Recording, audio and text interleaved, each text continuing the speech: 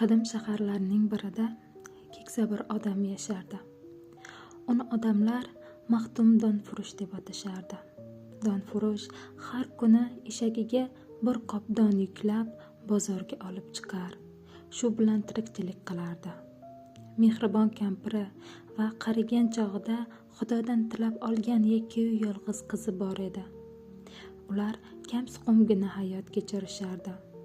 Lekin donfurush hayotidan nolimasdi. Doim Allohga shukr qilardi. U doim bir narsani orzu qilardi.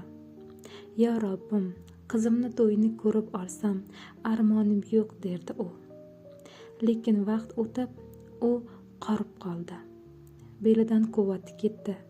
Umri tugab borayotganini qalban his qilar, ba'zida esa shayton vasvasa qilardi. Qarab qolding, umring oz qoldi derdi shayton. Lekin donfurush Allohning mehribonligidan umidini uzmasdi. Qizimni egasiga topshirib olay, tanimni sog' qil, o'zing asra Allohim deb xotirjam duo qilardi. Buni ko'rgan shayton, hali senga xotirjamlikni ko'rsatib qo'yaman. 3 kun umring qolgan.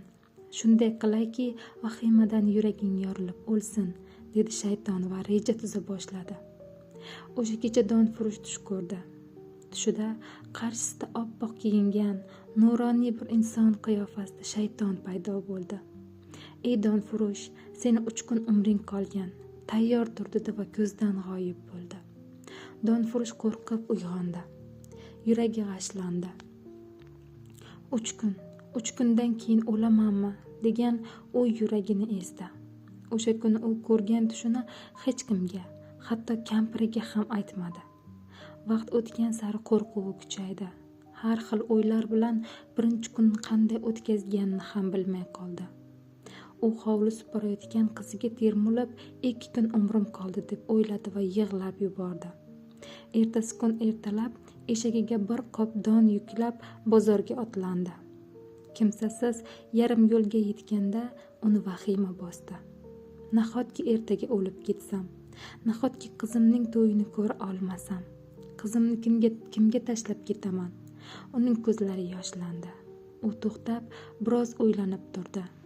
Negadir bozorga oyog'i tortmadi. 1 kun umrim qoldi. Tezroq uyga borib kampirimga aytmasam bo'lmaydi.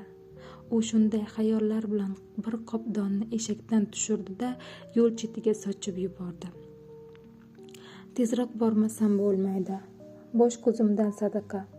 U shunday deb donni yo'l chetiga sochib, eshakka mindi-da ortiga qaytdi.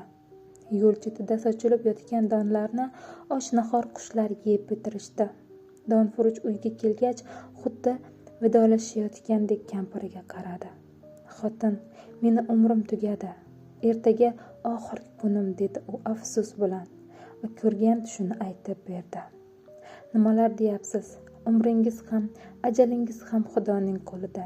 Xudodan boshqa hech kim hukm chiqara olmaydi. Kim qachon o'lishini Alloh biladi deb yig'ladi ayoli. Ertasi kun Azroil alayhissalom donfurushning eshigi oldida paydo bo'ldi va endi hovliga kirmoqchi edi hamki, oldida nurdan to'siq paydo bo'ldi. Shu payt osmondan orqangga qayt, donfurushga tegma degan ovoz eshitildi. Buni eshitgan Azroil donfurushning umri tugagan. U bugun tomga chiqib ketayotganida narvon sinib yiqilishi kerak.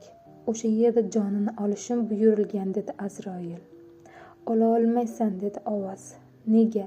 Chunki kechadan buyon 70 ta qush churchurab uning haqqiga duo qilishmoqda. Ortingga qayt. U bugun narvondan yiqildi dedi ovoz. Shu payt Azroilni to'sib turgan nurli to'siq g'oyib bo'ldi. U nima bo'lganiga tushunmay eshikdan hovliga qaradi va hayratdan qotib qoldi. Donfurush narvonni qo'yib tomga chiqib ketayotganda, pastda esa bir guruh farishtalar qanotlari bilan narvonni ushlab turishgandi. Azroil asta burilib hovlini tark etdi. Donfurush tomda bir bog' xashak olib tushib, eshak oldiga tashladi.